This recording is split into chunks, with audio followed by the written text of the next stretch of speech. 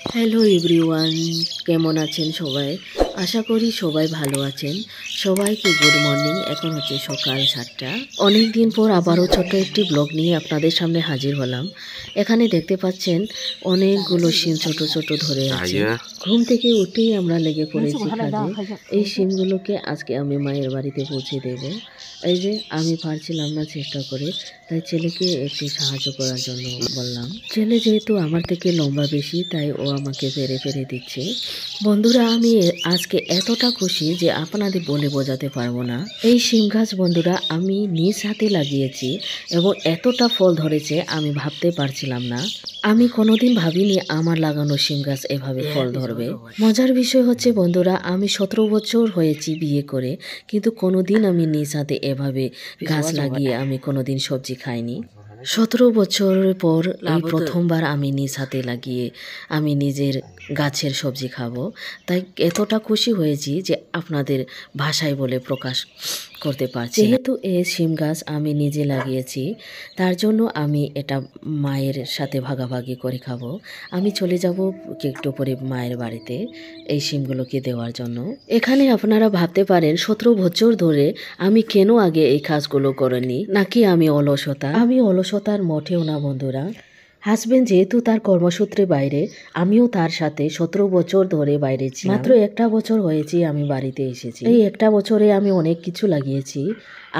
মিষ্টি আলু লাগিয়েছি বন্ধুরা। একটু পরে আমি সেটা আপনাদের সাথে শেয়ার করব।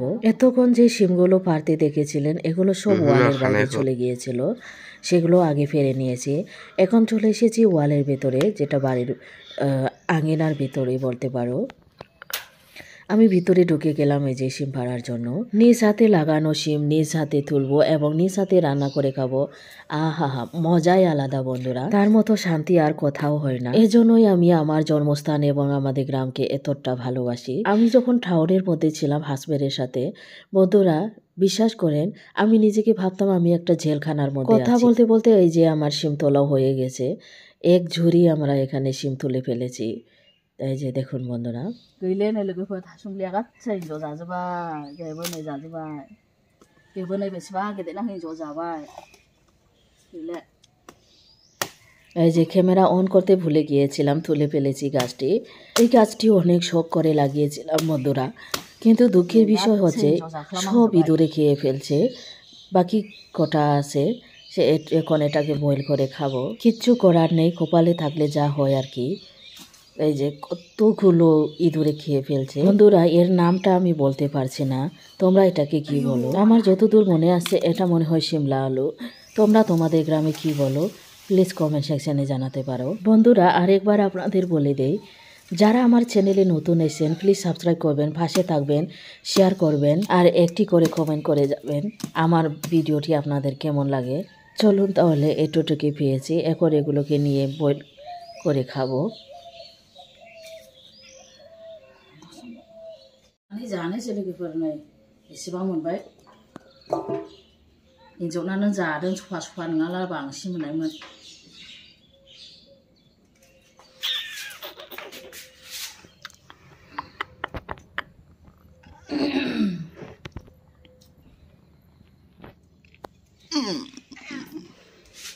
এই যে দেখতে পাচ্ছ বন্ধুরা, এই বিড়াল কোথা থেকে এসছে আমি বলতে পারছি না। প্রায় 2 মাস ধরে আমার সাথে আছে, কোথাও যায় না। এত নম্র বিড়াল, এত শান্তশিষ্ট আমি কোথাও আগে দেখিনি।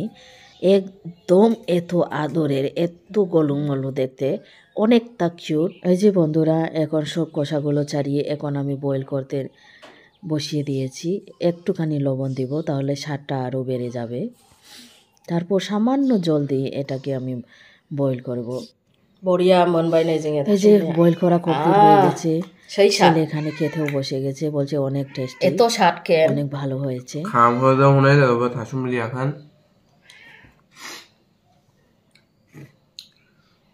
যারা এই শিমলা আলু কোনোদিন খাওনি ট্রাই করে দেখতে পারো বন্ধুরা, অনেক ভালো। আমার তো ভীষণ ভালো লাগে বিকালের নাস্তার সাথে এবং সকালের চায়ের সাথে, অনেক ভালো খেতে। এই যে আমরা এখানে নিয়েছি মাছ ভর্তা, মাছ ভর্তার সাথে খাবো। এই যে বন্ধুরা, তখন যে বলেছিলাম শিমগুলো মায়ের হাতে পৌঁছে দেব, এই যে চলে এসেছি আমরা মা ছেলে দুজনেই মায়ের হাতে পৌঁছে দিয়েছি। মা তো খেয়ে ভীষণ খুশি।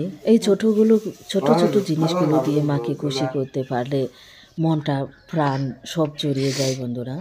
এই যে বাবা এখানে বসে আছে, এটা হচ্ছে আমাদের গ্রামের পরিবেশ। চারিদিকে বন্ধুরা শুধু সুপারি গাছ আর গাছ।